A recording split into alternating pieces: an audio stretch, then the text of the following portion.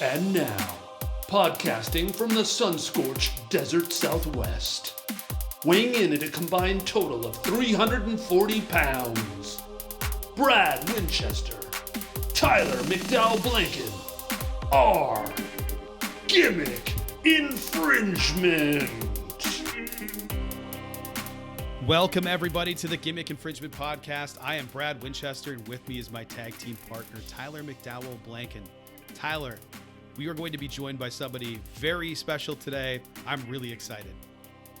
Yeah, Brad. So such a special guest. I am super stoked. Are we giving away the guest already? I guess if you click on this video or you already clicked play on the podcast, you know who it is. So we can just throw it to our audience, right?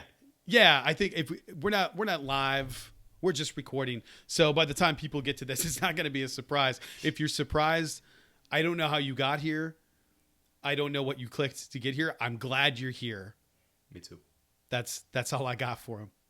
Yeah, man. We're going to be joined by independent wrestler and coach, the Inner-City King, Jorge Santi. We are so excited. Jorge is a good friend of one of our 19 Media colleagues. Shout out to Mo. I know Mo was the subject of my promo during the last episode of GI, but Mo secretly is actually a really great dude and hooked us up with Jorge. So Jorge's going to come on, I think, very, very soon. We have some questions for him. We're going to hear about his experience in the business and what he's up to these days. So, yeah, super excited, Brad. Before Jorge comes on, though, we have a huge episode of AEW Dynamite that we want to preview. I can't wait for this episode. Lots going on. This feels like a pay-per-view. Just the sheer volume of the episode. This episode features a special Gimmick championship match and a Lance Archer special and a Texas Death Match. We have a debut, which I think we're going to talk about a bunch. And I know we already talked about it a little bit in the pod last week, but it's hard not to do that again. Some mystery opponent for Isaiah Cassidy. The Inner Circle has a family meeting, hopefully to break up. And then MJF is also going to address his tweet for MJF addressing the crowd after his historic win. I will be speaking in a very respectful manner. This will be a humble speech. Oh, I can't wait for this. Yeah. Oh, I can't wait for the loading to start. Tweet. Cannot wait. This card is loaded. Between that, we also have, we have our probably usual appearances of promos and different things. I assume that on this episode, we're going to get a response from Jon Moxley to Bryan Danielson. I haven't seen this, but the assumption is that maybe we get a couple of matches in there already. I don't know, man. I'm so excited for this card. I don't know what to expect other than awesomeness. I don't even know what the word is for this. Yeah, Brad. My itchy nose over here did not totally negate my excitement for this show, man. My nose is like, I'm hanging in here. I don't have a cold. What is this? Yeah, I got right here. I was just I know. We click record and then what the hell's happening here? Yeah, absolutely. Anyway, TMI City. Man, this Dynamite, like you said, loaded. I think we really need to start with probably the match we're most excited for, which is the Isaiah Cassidy match. Total surprise element here. We know that the winner is going to be the first entrant into the Face of the Revolution ladder match. Actually, I think Wardlow is supposed to be in that. So maybe this is the second entrance. We just know the prize is they're going to be in this ladder match at the, I believe, March pay-per-view. So Brad, that's right. Like you mentioned, the last episode of GI, we broached this subject and we sort of speculated who Isaiah Cassidy's opponent might be. We know Tony Khan tweeted the Forbidden Door has been opened. I think you and I have listed at least 5 to 10 people in terms of fantasy booking. But Brad, as we're recording this, we are a mere 24 hours away from Dynamite. What are your thoughts heading into this? And do you have an official updated prediction for us? Well, I saw a lot of people speculating that it's Jeff Hardy. It's definitely not Jeff Hardy. His 90-day no-compete is not up. That's not until March, so we're not going to get Jeff Hardy. So for people that were looking forward to that, you're going to have to wait. It'll happen. It's going to happen. There's no way it's not going to happen. I love the Matt Hardy video of him getting into the best shape of his life, and that there will be a reunion between the two guys. I already can't wait. I really hope that it is a return to broken Matt Hardy with Brother Nero, but I don't know if we're going to get that. I don't know, man. We'll see. I have a feeling that debuts, no matter what they are, we're probably going to be having a debut on here pretty quickly. I think my updated pick, I don't really have an updated pick. I'm still thinking it's Keith Lee. I know Keith Lee had his wedding this past weekend. He and Mia Yim, congratulations to those two.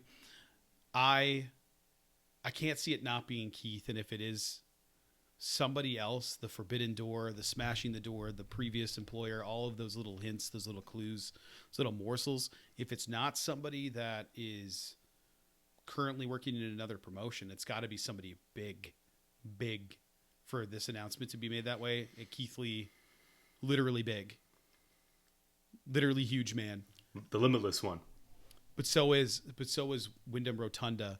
I still think that if Wyndham Rotunda makes a debut for a promotion, especially AEW, that it'll be on a pay-per-view. So I'm going to go Keith Lee.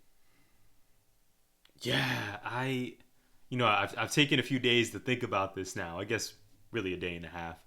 And man, I'm gonna agree with you, Brad. I'm picking with my heart. I want it to be Keith Lee. I am predicting that perhaps Mia Yim's tweet of what looked to be her and Keith on their honeymoon somewhere on a beach, I'm going to predict maybe that is a swerve.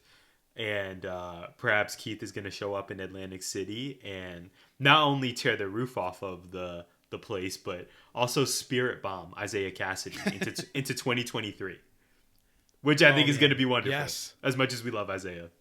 You know, as soon as he gets up there, we're getting a scream, right? Like, yeah, Cassidy's so good. I can't wait, man. Yeah, that perfect dude opponent. Sells so well. Yeah. It's the perfect balance between selling and overselling, so that it's, I don't know, man. Like it's comedy and it's believable all at the same time. You see somebody bounce off the ring and then collapse into a heap. Very early Jeff Hardy, like Darby Allin is a great seller too, but Cassidy, when he got folded up the other night and just laid there with his like face damn near kissing his own butt. I mean, he just laid there. It was amazing. I love that stuff, bro. It's really, really excited to see what happens. I'm hoping for Keith Lee. No matter what, I think we're going to get somebody good. I don't think Tony's going to let us down. There were some people that felt let down by Christian, and I just don't understand how you could be let down by Christian. It's Christian, man. Great mind for the business, just great worker. Yes. Yeah.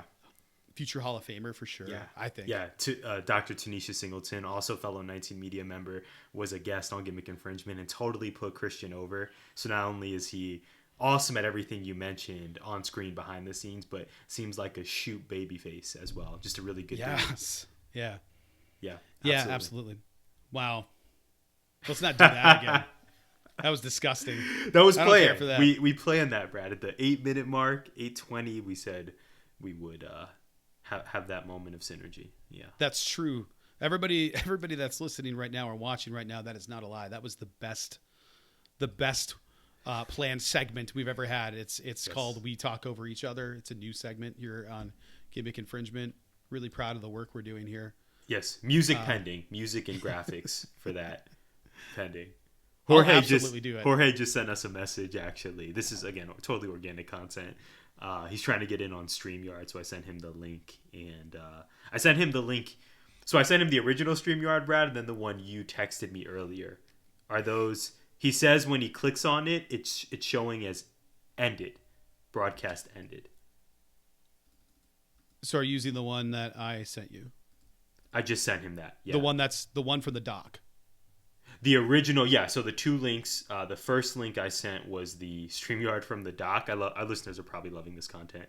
And then I'm probably gonna edit this out. I said Okay. I sent him a second one that is there we go. the one you sent via text. Okay, great. Welcome. I can hear you guys. How you doing? Good. Sorry, I'm driving. So. Oh, no worries. Thanks for joining us. This is great. Yeah, Jorge, No great to have problem, you no on. problem. Cool. Sorry to be late. Also, I was installing the Wi-Fi for the family. Oh man, Yeah. I just moved mine to the back of the house, and woo boy, I don't envy you. Yeah. Amazing. Keeps kids busy. Heck yeah. Absolutely. It's a new VHS for kids. That Great call. Never made that parallel. Oh man, that's a great call. That's a great one. Yeah, Jorge, well, we know your time is extra valuable, so we have, I think, about 5 questions exactly for you. And like I said, we're just so grateful for you being on Gimmick Infringement today. So thank you so much. No problem. Awesome. So we're here with the Inner-City King, independent wrestler and coach, Jorge Santi. Jorge, our first question for you, what is your first memory of professional wrestling? And or when did you know you loved it? Okay, so in it, or as training, or as like ever. Oh no, we'll get there. Ever. So we're talking young Okay, Jorge, childhood. When did you know? Oh, this is awesome. I may love this. My older brother, he was a Hulk Hogan fanatic, and I remember watching Hogan on the pay-per-views. Awesome. But I never really got into wrestling until I was 11, because I got into amateur after that. But my biggest memory is that, and then my babysitter. He was a huge wrestling fan, and he would always put it on, and we always mess with him and stuff. And then, sure enough, I'll be a wrestler later on, right? Yeah. But my fondest memory is just watching Hulk Hogan. That's you were, great. You were a that Hulkamaniac. Yes. Yeah, when I was little, my brother had all the stuff. Yeah. How could you not be? Brad, I cut you off. You were going to say? No, I just think it's great that you were throwing down with the babysitter. I think that's amazing. Yeah, he was cool, but he was how you say, he was really into it. Like, he believed in every aspect of it. So we used to mess with him about it, and then I became a wrestler. Pretty weird. Yeah, that's incredible. That's awesome. It's the journey. Yeah, it's the journey. All right, so tell us about the decision to actually train to become a wrestler. I know you were trained by Johnny Rodz, which is really cool, and you made your debut in 2006. Is that correct? My indie debut in 2006. Okay. I started training with Johnny Rodz in 2004. Awesome. Nice. You have any more questions to that, or do you want to get into it? Just really, what made your decision to actually start training? We know you love the business. All right. I was an amateur wrestler in high school for 2 years. I failed off, so I said, you know what? I want to be like the Hardy Boys. I want to be like Chris Jericho, Triple H, The Rock, Stone Cold Steve Austin. I just wanted to be like all of them. And I looked online, which, it was very seldom anything that was out there with training was not really there. Yeah. There was no such kind of thing, unless you knew somebody that was in it. Mm-hmm. And somehow they got in it. They don't even know how they got in it. But I looked online, and they said something about Gleason's Gym having wrestling. Oh, cool. Awesome. So I had one of my friends call because I was nervous. And he called, and, Johnny Rodz at the phone. Who's this? How do you know me? And we had no clue. We hung up. We hung up on him. We got scared. Oh, man. Yeah. Whoa. So fast forward, being 16 years old, I go to Johnny Rodz, nervous, skinny, probably 150 pounds, lanky, long hair. And I told him I went with my dad and my cousin, and we started talking to him because they're all Puerto Rican descent. So if you're Puerto Rican or everybody knows anybody, you got to hook it up. It's one of those things. That's right. So he told me if I was doing good in school. I failed off the wrestling team, so obviously no. And he told me to come back when my grades are better. So I came back the following year. I started a job with Taco Bell at that time. It was $5.25 an hour. And when I talked to Johnny Rodz, the dues were $3,000. So as dedicated as I was, I did all the hours. I smelled like all the meat and all the meat, cheese, and all that processed Mexican food. Everything. And I just started grinding away. Started to become a student of the business and just learned. I always wanted to be a perfectionist because I didn't want nobody to say anything wrong about me. And just started from there. And that's how I got into Johnny Rodz. That's awesome. Yeah. Smell like all the meat feels like a catchphrase that would have taken off. Yeah, you know what's funny? I was looking at all these Taco Bell promotions, and I'm like this. I could have made a zillion bucks off these people because I was doing the same, like putting chicken where it shouldn't be, and the chalupas, and just making all these new recipes. And now they're marketing it like it's brand new. I was eating that before. That's right. An innovator, even back then. Yes, I was an innovative taco specialist. There you go. Brad, maybe this is a future sponsorship for Gimmick Infringement. Yes, Taco absolutely. Bell. Right. Man, I could We'll see wear it. my trunks. Yes. Yes, yeah. There you go. That's right. Size does matter, Yes, right? that's From right, those yes, Godzilla yes. commercials. Yes. Absolutely. Yes. Man, walking down memory lane. Well, Jorge, speaking of that, how would you describe your in-ring style? So obviously, Brad and I were introduced to you and your work from our partner Mo over at 19 Media. Again, shout out, great guy. Shout out to Mo. So we did our research, of course, before having you on today. Yeah. Not only with Battle Club Pro, but looking at your YouTube. And the most recent match we saw was one in which you fought fellow coach Steve Pena. So, of course, Brad and I popped for several of the spots. We thought it was just an awesome 9 minutes. Our question here for you, though, for someone who's not familiar with your work, how would you describe your in-ring style? Very professional wrestler. Well-rounded. I could fly if I want to. I could get on the mat and go all technical if I want to. I can do anything.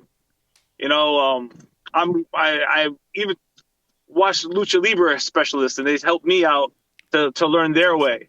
And that's honestly the best way you can learn wrestling is learn everything, not just one way. I could do strong style. I could do acrobatic style, even though I'm a lot heavier than I used to be. I can still go, but if I go to what I know. Right. Something where I never did this before, and then I come home with a concussion. Right. Yeah. You know, right. so it's just my style is every style. And that's how I consider it. If I lack in it, you're not going to know I lack in it because I'm just going to show you the best parts of it. Awesome.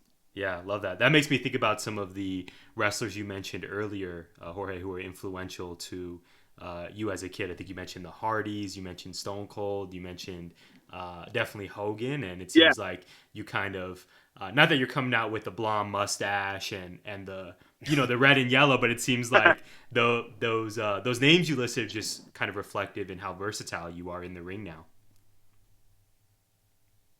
Yeah, that's how I'm very like you said, very versatile. Yeah. If I do have a weakness, I'll never show it.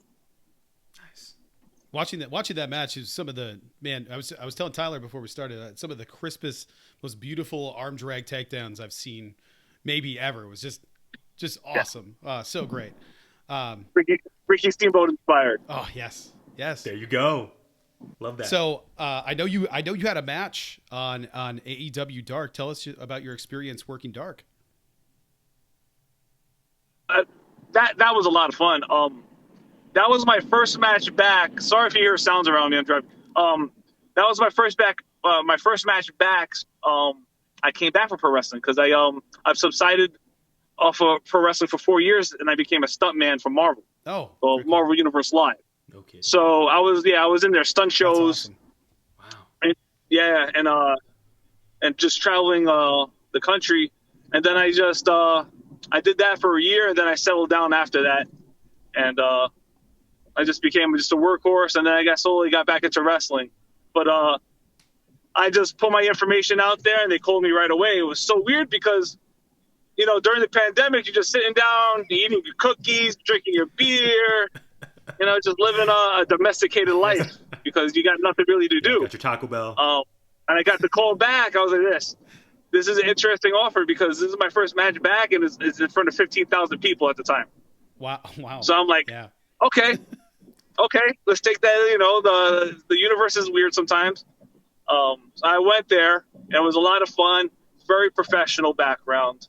You can see the yin and yang. So I've done backstage work for WWE. I've also did their tryouts. Oh, okay. But WWE is more of it's a factory. Mm-hmm. No pun intended. It's a monster factory. You know what I mean? There's always there's always a wheel moving for them. You know. When I did the extra work, when I did the match for Dark, it was a lot of. I met a lot of people, a lot of predecessors, a lot of full circle things. Like Matt Hardy was in the match. He was a valet. Yes, for Private Party. And the cool part about it is I'm coming back into wrestling. Not only I wanted to be like him when I was little, he's in my match. Yes. And now it's my match coming back. So I was like, oh, shit. Oh, sorry, I don't mean to curse. Oh, no, you're good. No, It's one of those like, all right, I like this. I got my itch coming back now because I did lose my itch in pro wrestling for some time in 2017 and 18 where I just left, and then I did the audition for Marvel and I got that gig, and I went there. But AEW it's a class act. The cool part is because I was so much into the indies, I knew almost everybody backstage, so it was just like it was kind of cool to see everybody. It felt like in my head a little reunion to see everybody that I honestly grew up in the industry, working, watching them become famous. That's awesome. That's so great to hear. Very, very cool. That really, really cool to hear that it came full circle and you got to work a match with Matt Hardy, one of your idols coming up, standing outside. Yeah. That's so great. Yeah. I was hoping we'd see you hit a twist of fate on Matt, but maybe that's when you go back. He likes Matt Hardy. Yeah. So that's great. We were just marking out in the ring like, oh man, that's Matt Hardy. Yeah, I know. That's him, Big Money Matt. Awesome. Well, Jorge, I think we have our last question for you already. Sure. What's next for you in 2022 and beyond? What's next for the Inner-City King? Inner-City King, I take bookings very seldomly now. It's basically off my discretion. I love helping out new talent. I like making a couple of matches ago, a friend of mine hit me up saying he wanted to wrestle me, and he was dying to. He's a staple in his where he wrestles at. So he said it was an honor to wrestle me and get me booked to wrestle me. So the best part is I love making other talent. That's why I'm coaching now at the Fallout Shelter based off of Battle Club. What? And what I see what's going to go on there now is I may just continue to just keep coaching. Okay. I honestly find them more of I like watching people progress through my teachings. Yeah. You know, and I always like to make things new. But as a part of wrestling and a part of the scene and stuff, you know, if it comes to me, it'll come to me, and I don't mind doing it. I don't mind helping out, and I just keep it like that because I'm in a happy place with pro wrestling. You know, everything's changed.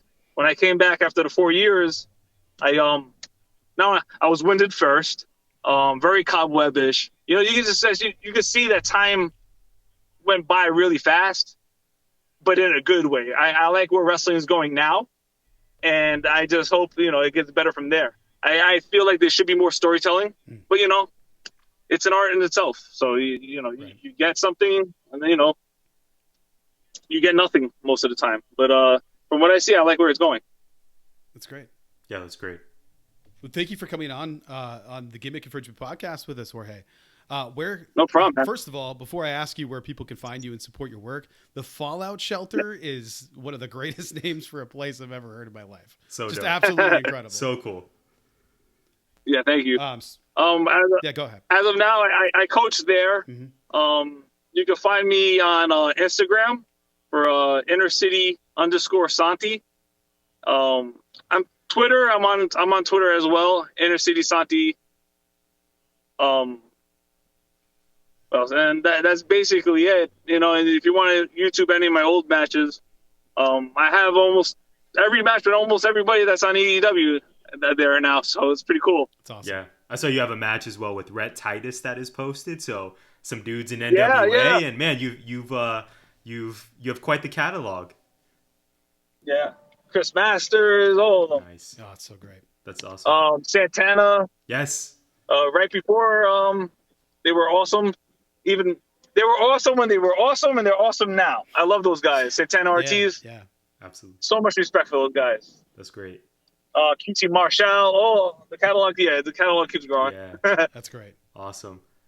Well, Jorge Santi, thank you so much for coming on. We are going to continue recording problem. here, Jorge. So we know you gotta, Okay. we know you gotta go and coach. But man, so grateful for you to hop on the GI podcast. We are wishing you much success and happiness and health. And this was great. Thank you so much. Thank you. Thank you. It was awesome speaking with you guys. Yeah, Great. likewise. Thank you so Appreciate much, it. Jorge. Take care. All right. Peace. No problem. Bye. Brad, how great was that? Jorge rules. That was amazing. I was looking forward to that for about a week, and it didn't disappoint. What a catalog!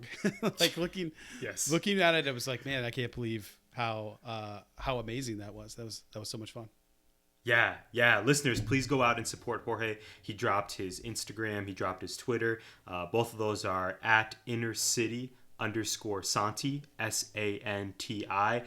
Please support this man. He was so giving and generous with his time, as you know, and he is a great wrestler. So hopefully we introduce you to someone new, or if you already love the Inner-City King, your love was just reinforced through that interview. Brad, before Jorge came on, we were discussing AEW Dynamite. Both of us are hoping the limitless one, Keith Lee, makes his debut. Are we ready to move on to the rest of the card? Did you have anything you wanted to add about your prediction for that match? No, I keep going through my head, like, who could it be? It's got to be, to hype it like that, we could get a debut of somebody that absolutely rules. Like, we didn't really get anything from Bobby Fish, but I love Bobby Fish. So, I don't know if Kyle O'Reilly was really hyped. I think he came out in the middle of the show when he debuted. Kyle O'Reilly rules. If people that were watching the Black and Gold brand, it's so exciting to see the Undisputed Era there, or Red Dragon if you were a little bit more old school. Paragon, perhaps, is their Yes. future name in AEW. Yes. Whenever we get fantasy booking, whenever we get, this won't be 30 minutes like the last episode, everyone. Whenever we presumably get the Elite, Kenny Omega returning, and the Young Bucks versus Undisputed or Paragon or whatever they're going to be called, man, can you imagine the banger that's going to be? Get the popcorn ready, Brad. I'll be at your home in 2 hours. Be in Miranda. Yeah, I can't wait. So I don't know. I don't know that there's anybody that is. Well, here's the thing I wasn't considering until just now. There very well could be somebody's contract that's up that we don't know about, that is expiring, and they simply don't re-sign it, which would mean not a release, which would mean no compete. So for all I know, the next person that debuts is somebody that's currently wrestling in WWE or in Impact or New Japan as a major star of that promotion. Maybe Tony went out and scooped them before they could re-sign them. So it's not something I thought about, and I don't know if like places like the Wrestling Observer or Fightful are privy to all of the contracts and their expiration dates, or if those are published somewhere, but we could be in for a major surprise. Like, what if tomorrow night Drew McIntyre walks through? You know what I mean? Like, it's 100%. 100% it's not going to be Drew. But, yeah, no swords or we don't really know. I don't know when John Morrison's contract or his no compete is up. True. Could be a lot of people. I don't know who it's going to be. Yeah. Shout out to listener Carlos in Tucson. Carlos just sent me a message. Actually, great timing. He sent me a tweet. This is via Wrestle Purists, but this information is via Sports Illustrated specifically. Anyway, long story long, it says, quote, "It's a huge signing for us. I have created some debate about what it means to open the forbidden door. and that's what we are going to do on this show. Those are words from Tony Khan. Again, from Sports Illustrated, but the account Wrestle Purist posted this. Thank you, Carlos. That is, man, your timing is exceptional right now. I don't even think you knew we were recording.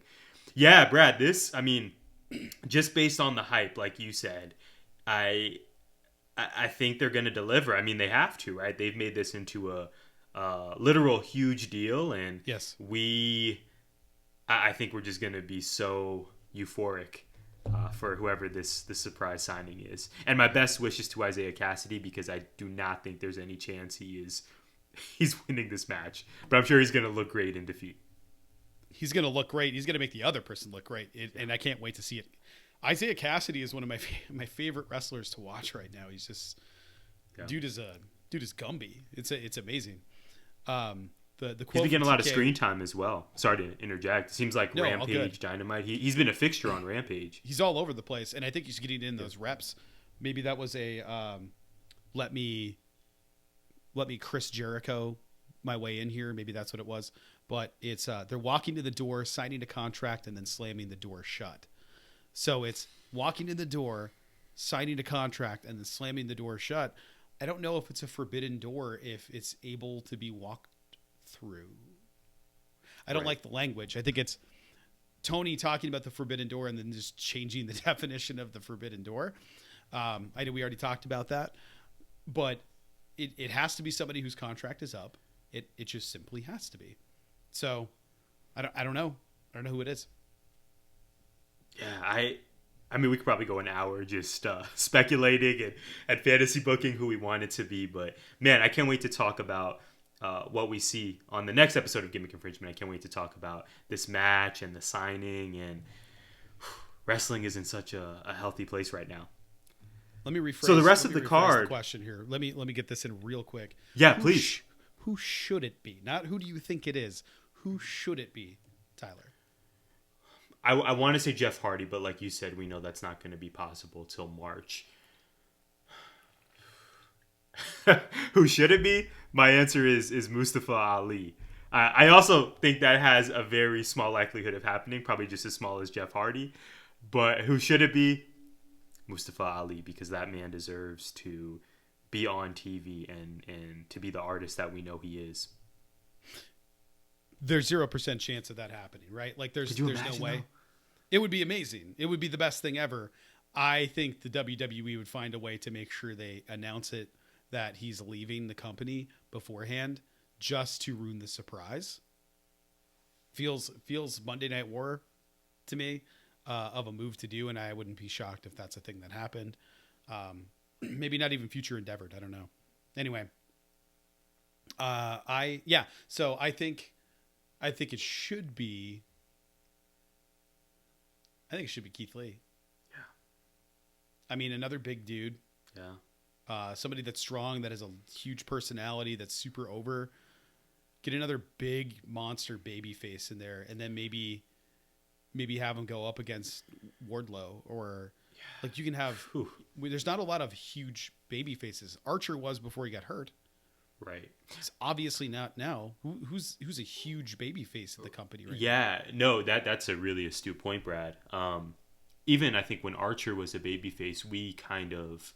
It's so tough to figure out how to phrase this because we want to respect the performers, and we love all of these performers. They're so amazing. I think for Lance Archer's character, we perhaps knew or know maybe what the ceiling is. Like, I don't know that you and I... or maybe even some of our listeners would predict that Lance Archer is going to be a top champion in AEW. Right. He beat John Moxley, I think, for that New Japan US strap. Mm-hmm. So respect, because he did win a title on AEW programming, but I know we'll get to his match against Hangman Page later. My very long point here is that for someone like Keith Lee, I think you and I realistically believe that he's going to be in the title picture. TNT, or maybe even the world title. I think if you go back in the GI catalog, you and I predicted that he may be our first black male heavyweight champion in AEW. I mean, this guy needs to be, if he signs with All Elite Wrestling, he needs to be a main player. And we know the criticism of AEW regarding representation. that conversation certainly isn't over. That work isn't over. And what a big splash it would be to have Keith Lee show up and immediately make a statement. Totally agreed. For all the points you listed, I can't see it not being Keith Lee. I just don't want to be disappointed, man. Well, who would be a disappointment to you? Like, they're not going to bring anybody, anybody but Keith Lee at this point. Wyndham Rotunda. Okay, except our friend Wyndham Rotunda. It could be Braun. I don't know. Yeah. Titan or Adam. That would be a disappointment for me. As much as I love his work and his potential. I'd like to see him do a run-in or something, but I don't. Yeah. Like, dude, he buried everybody on that roster by saying, I'll never work in the Indies because it's beneath me, that kind of stuff. And now he's working in the Indies. Yeah. The last thing I'll say is I just foresee him. This is with no sourcing whatsoever. I just foresee him someone who could go back to WWE. Of course, I predict him to be in the Royal Rumble. But I just foresee him showing back up and playing a big part there. I have a hard time seeing him in AEW for whatever reason. I mean, probably for the reason you just mentioned about his previous comments. I think that's part of it. I think the talent would have a hard time with that. But I also think, I also don't know, but I also think that part of it is because that dude never worked the Indies. He went straight to WWE and started doing cult stuff. And he's the perfect look for them, but I also think he fits really well with New Japan as one of those giant monster dudes that they always look for. No doubt. But I don't know, being in a relationship with Raquel Gonzalez I don't know what he decides to do. Huge dude, great look. I think he'll land somewhere and he'll be successful. Yeah. The last thing, I lied. I have one more thought after hearing your thoughts, Brad. Truly last thing I'll say is I wonder if Braun Strowman or Titan, whichever name we prefer here, I wonder if, let's say he does debut in AEW, does that take some shine away from Wardlow? Because Wardlow's current character feels a lot like peak Braun Strowman to me, except Braun Strowman, I believe, is larger than Wardlow. Physically. Yes. I think Wardlow needs to be and again, like you bring in Keith Lee, I think Monster Keith Lee is different than Wardlow. I think what Wardlow's doing right now, very similar to Braun Strowman, a la 2016, 2017. He's just wrecking everyone. Or even 2020, like the 2020 train stuff. Like, I think it's too similar. Yes, I totally agree with you. I didn't even think of that. I also I don't really want to see him. I'm sorry. Like, he's fine. He's a monster. But like you said, they already have that kind of stuff there because they already didn't know what to do with Brian Cage, who looks a lot like Wardlow. I mean, same kind of deal. But Brian Cage is off the charts athletic. Yes. Unbelievable athleticism, but just a bit of a character work person there that if you could brush up the character stuff, like, I don't really get him. He's the machine. I don't know what that means other than you got that tinfoil mask thing before. Yes, that I remember you were critical of that gear. You had some questions. Well, especially when you consider characters, when you consider props, accessories. Like, it's Party City. It's Party City. Like, it's just come on now. You talked about a lack of character development for him when you consider that you have someone such as Miro on the same roster. Right. And that, I mean, I don't know that we can name 5 characters who are better than Miro right now. Shout out to God's favorite champion. We hope he's recovering and resting up. That dude, Yeah. Well, Brad, the rest of this card, we also are going to see on Dynamite a family meeting between the Inner Circle. We know there's been tensions brewing, particularly easy for me to say, between Chris Jericho and Proud and Powerful. I love that Jorge mentioned Santana and Ortiz. That was awesome. Yeah, we love those dudes. So we know that the tension is really between these 3, but if it's the Inner Circle, we're assuming that we're going to get a Jake Hager appearance and then TNT champion who's been killing it, Sammy Guevara. What are your thoughts heading into this, Brad? Do you think it's time? Do you predict that we will really start to see the Inner Circle break up, or is this going to be a faction that's kind of always going to be around in AEW? I want to see it I want to see it break up. I want Jericho to step away from wrestling. I don't want to see him out of AEW. I love Jericho and AEW. I don't care what other people think about Jericho and AEW. I love Chris Jericho. I will always appreciate the work he did, even if he starts to suck in other areas. I like him on commentary when he's not yelling. He's great. He adds a lot. I just don't need him doing matches with people. Like, I don't need the 7 labors or the 5 labors or whatever he wants to do, or some kind of like Taco Tuesday street fight or some Minneapolis bullshit.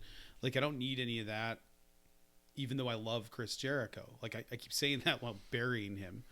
But as long as Jericho is in the Inner Circle, he's the leader of the Inner Circle, which means they're going to be behind him.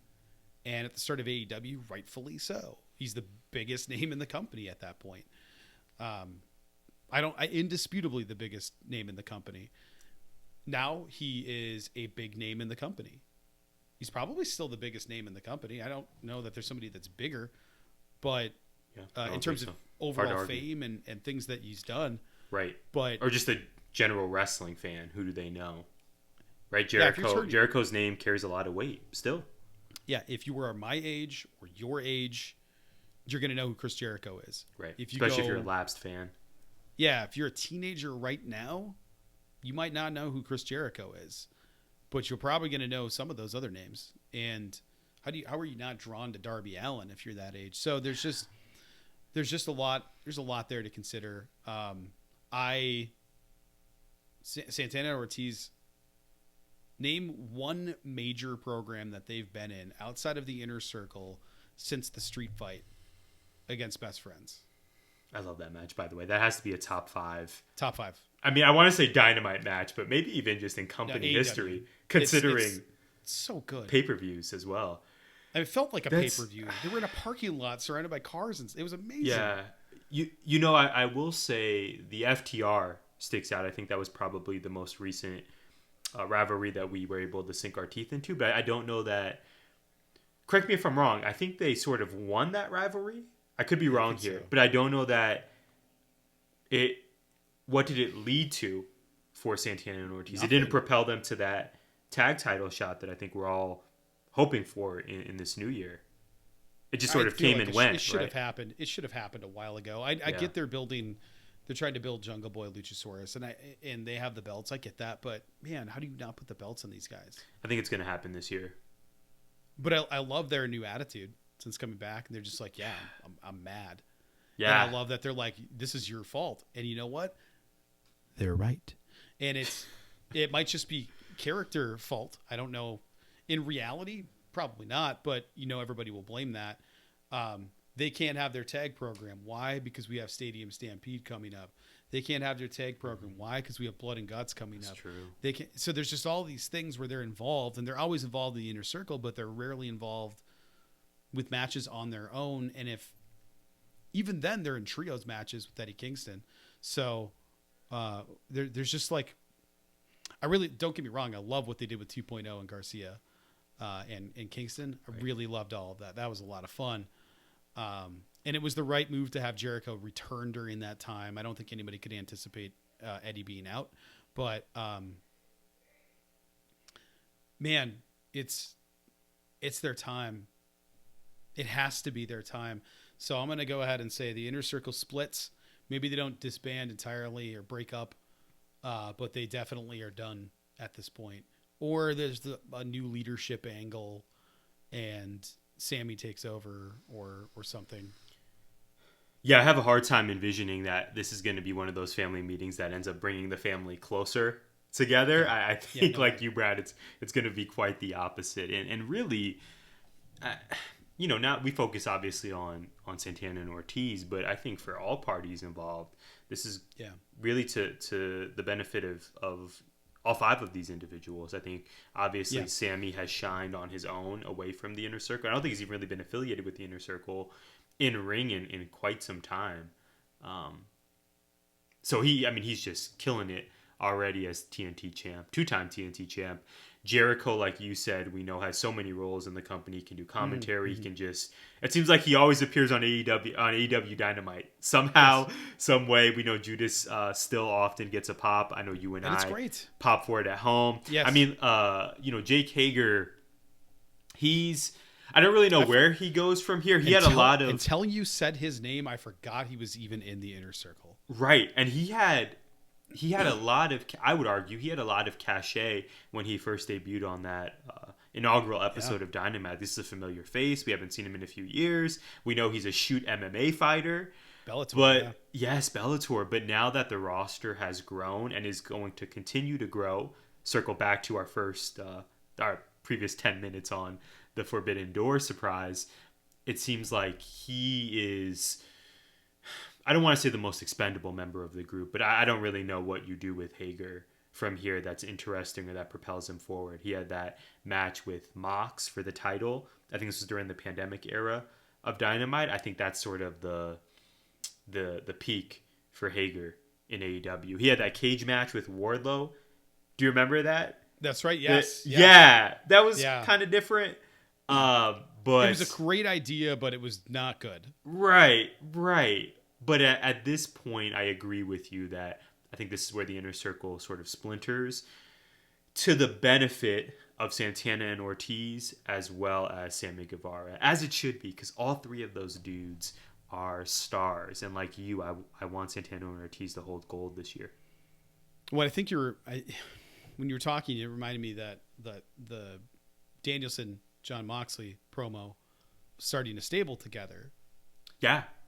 We're probably going to hear Mox from Mox. If you're going to do that, let's just say that that's what happens. It turns Danielson back babyface, kind of, or Mox heel. I don't know where we're going with this, because the people that they want in there aside from Lee is they're all currently heel, outside of Mox, who is always shades of gray anyway.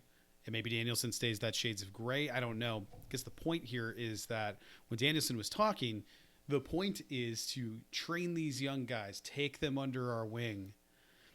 That's a fun way of saying, give them our rub. We are credible. We have been here. We have been champion. We are going to take these guys and go like, hey, we're awesome. They're awesome. Why? Because they're with us. That's how you know that these guys are awesome. I feel like the Inner Circle has accomplished that. Chris Jericho, Jake Hager are names people know. Well, maybe not Jake Hager, but Jack Swagger. But we have Chris Jericho and some other face that you know with, if you're a hardcore fan, you knew Santana Ortiz and probably never heard of Sammy Guevara before. And now it's Sammy Guevara. Listen to the pop every time his music plays. When they hear his name, Sammy Guevara. And then the music starts and everybody just goes nuts. It's awesome. The Spanish God. And then Santana Ortiz, people don't pop for the music. People pop when the graphic shows up because they don't know the music because it's simply never played. How many times did they come out to Judas?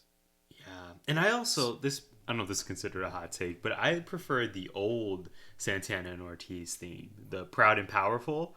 I thought that was an absolute banger. And then they got rid of it. And like you, I if you ask me right now, maybe it's my Tuesday brain, but I couldn't even give you a bar of the song. I couldn't even like hum it or anything. I don't know what it is.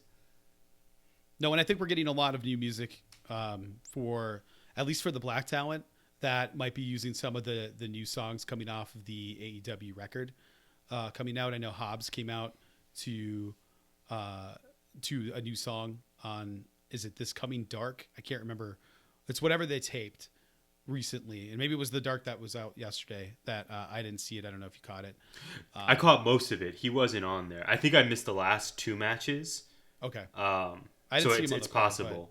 But there was a video of Hobbs coming out to that new song, so I think we might be hearing some new stuff pretty soon. I know Mikey Ruckus has been a busy man. I didn't even ask you. This is backtracking, but for Keith Lee, if it is Keith Lee, if it's not, this is all for naught. But we have to get some sort of that original theme. I was gonna say you knew where I was heading. Yes, the original Keith Lee theme in NXT was an absolute bop.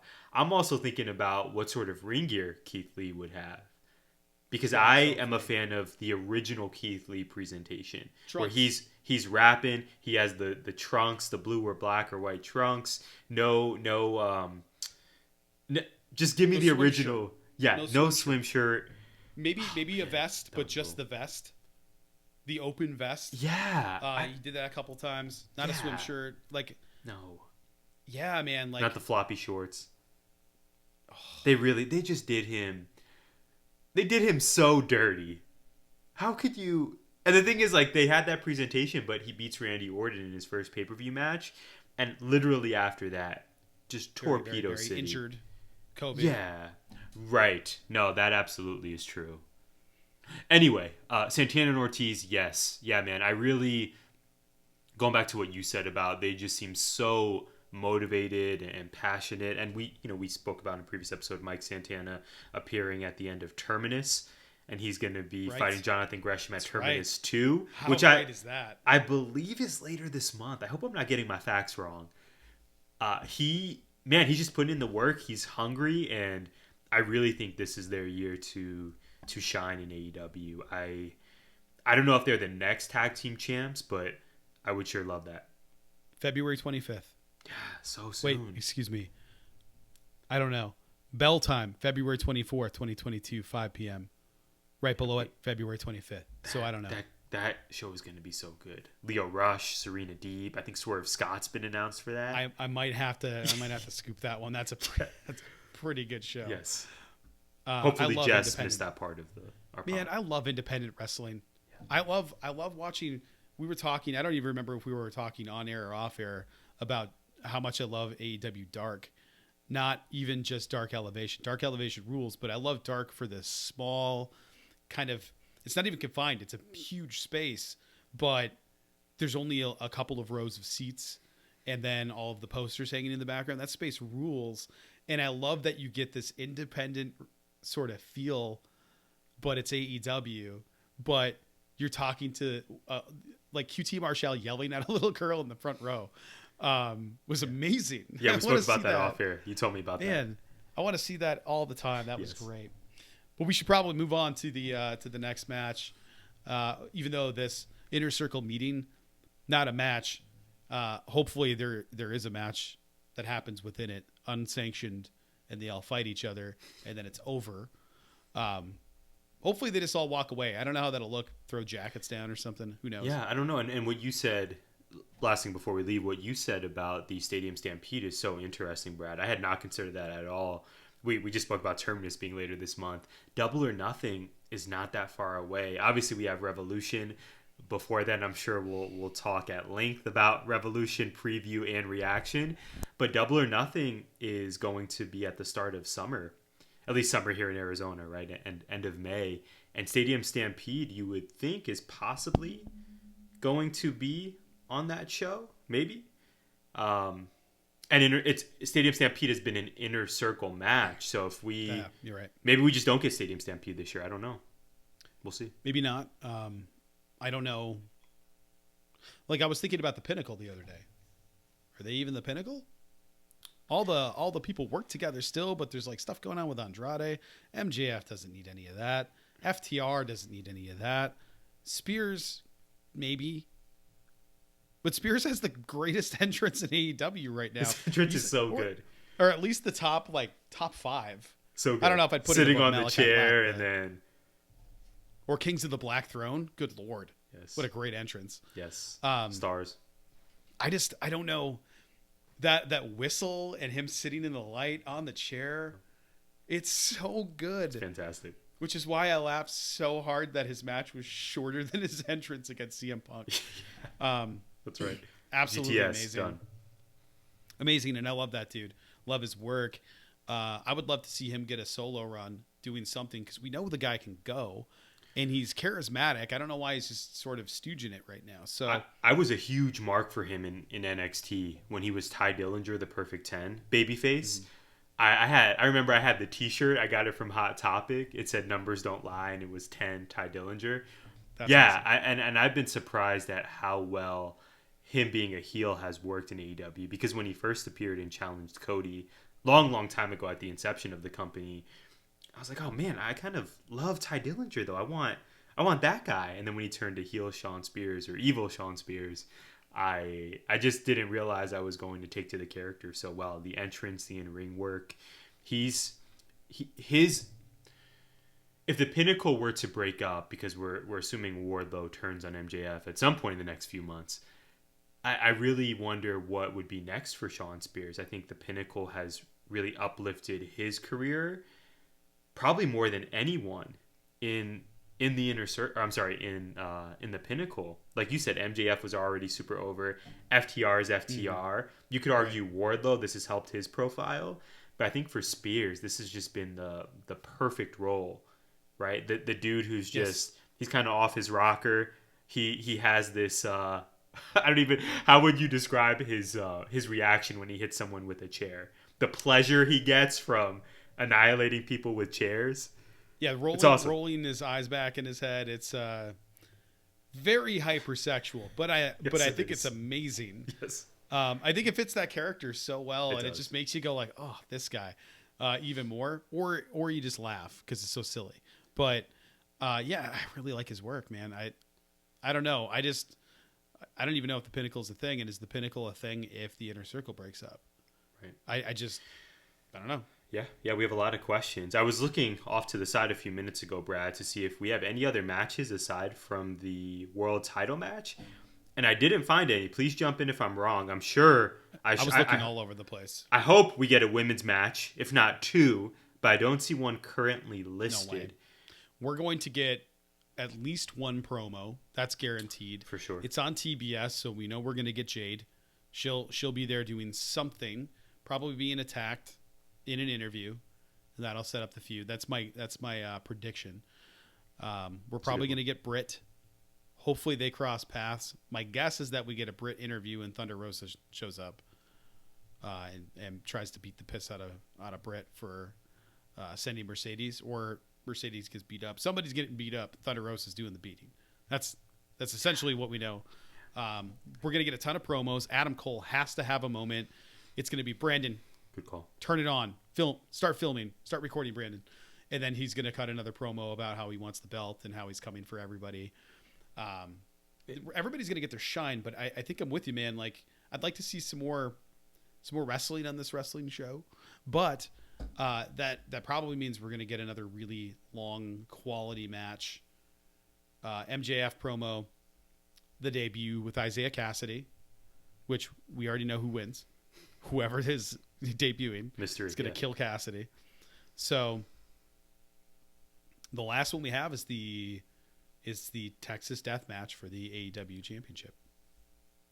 Yes, surprisingly I don't have much to say about this, Brad. I have high hopes. I think even though the rivalry, I don't wake up excited about this rivalry. I think it's pretty predictable in terms of who's going to walk out with their hand raised and leave Atlantic City with that pretty platinum championship. I certainly think Hangman wins this match. I think it's going to rule. I think these are two incredible performers. My prediction, though, is not just that Hangman will win. And hey, maybe we see a buckshot lariat to Dan Lambert. I think that would pop me and everyone in the state of New Jersey. Yes. But wouldn't it be cool if at the end of the match Hangman wins and then Adam Cole makes an appearance, and that is the proper start to the potential title match at Revolution, Adam Cole versus Hangman Page. I would love to see it. I think Hangman wins very predictably, but I have high hopes that this match is going to be incredibly high on the entertainment value. How about you? I agree with you. I think putting the little I'm looking at the Murder Hawk Monster Lance Archer's Twitter account, the little death emojis, but then also the blood emojis. We know we're getting juice in this match. Yes. You can't call it a death match on AEW and not expect blood everywhere. I don't think it's going to be Danielson Hangman 2 levels of blood, but I definitely think there's going to be blood. I also think that if they were going to give us a swerve here, it would be Archer wins and then Cole takes the belt immediately after that. I don't think that's what we're going to get. I think I'm with you. I think Adam Cole is the next contender. Do you think he wins? No. I don't think so either. It's got to be MJF. It's got to be MJF. Yeah. Yeah. I'm excited for a potential Cole versus Hangman Page match, but I'll be concise here for once. I don't see Cole taking that title off, and maybe that's just a huge surprise. Maybe I'm completely wrong, but I think that would just really build on Hangman's resume to this point. I think he's gonna leave Revolution with the title, and then perhaps he drops the belt to MJF as soon as Double or Nothing. I just need Britt Baker versus Thunder Rosa to main event one of these pay-per-views, Brad. That is, I don't mean to put Hangman and Archer and Adam Cole to the side, but my real passion, my real intrigue here is just thinking of which pay-per-view do we get Thunder Rosa versus Britt Baker, and ensuring at all costs that those two women are the first pay-per-view main event in company history. Like even if that's at Revolution, give me Hangman Page versus Adam Cole, maybe even to open the show. Yeah. As long as we get Thunder Rosa beating Britt as the main event. Has to happen. The end. What do you do after that? How do you book Thunder Rosa after that? Let's assume Thunder Rosa wins. Who's the first feud? Yeah. Well, I think she wins the first feud. I think we would get Britt versus, I know, earth-shattering. I think we would get Britt versus Jamie Hayter. And then maybe Jamie Hayter could be a future opponent for Thunder Rosa. But the first feud? You think it's Jade? She said she's coming for the other belt. I don't see that. I don't either. I know we had Thunder Rosa and Ruby Soho as the final two. That would be fun. The final two wrestlers in that battle royal. I think it was the Casino Battle Royal at All Out. That could be fun. I know we've seen Ruby lose one or two title opportunities. I mean, maybe it's someone not on the roster yet. I don't know. Is that where we see Athena? Or is Athena reserved for that Jade rivalry? Maybe Layla Hirsch. That's my answer. Layla Hirsch. I was going to say, I think it's Layla Hirsch. Layla beats Chris Statlander, and then... Yeah. Okay, I talked myself through this. Thank you, listeners. That's my answer for you, Brad. Thunder Rosa versus Layla Hirsch. Can you imagine how much that match would rule? My gosh. Imagine the kicks. People are going to get kicked into oblivion in that match. We need that. I think that could easily... I think that, to me, that could easily main event a Dynamite or a Rampage. I think that's... I'm with you, man. I think that's a great note to end on. I think so as well, Brad. Well, we got to get in our plugs here. You all can follow Brad on Twitter at WinDuster. Brad, you also have Instagram, though. Same deal. Same deal. On Instagram, I am at The Real WinDuster because WinDuster was taken. Yeah, no phony WinDusters. At The Real WinDuster. Total Gimmick Infringement. Yeah. Brad, while we're here, do you want to plug the website as well? Yes, Gimmick Infringement. Pod.com, gimmickinfringementpod.com. We made it easy for you because gimmick and infringement are super easy to spell. Gimmickinfringementpod.com. Head there, check out the site. All the audio is up. My first piece is up. Tyler's is dropping soon. I will have video up there soon as well. I have to update the site. I just got to find time to do it, and we'll see when that is. But yeah, go ahead and check it out. Subscribe over there, and it'll notify you when we have an update on the site. Beautiful. You can follow me at Tyler J. McDowell on Twitter, and please be sure to follow the mighty 19 Media Group. We are amplifying voices together. You can find the work of not only us, but our amazingly talented colleagues at 19mediagroup.com. You can also follow the team on Twitter at 19M Group. Thank you all as always for listening, for the love you show on Twitter, on Facebook, on Instagram. Friends, right, who are supporting us, we love you so much. People who we've never met who are listening and enjoying the pod, thank you so much. Teammates on 19, we appreciate you. Everyone, please be safe out there. Take care of yourselves. Check on your people. And we look forward to seeing you on the next episode of Gimmick Infringement. Gimmick Infringement is a part of 19 Media Group. You can listen to us on Apple, Spotify, iHeartRadio, or wherever you find podcasts. You can also find us on YouTube via the 19 Media Group channel. Please like, subscribe, comment, and share.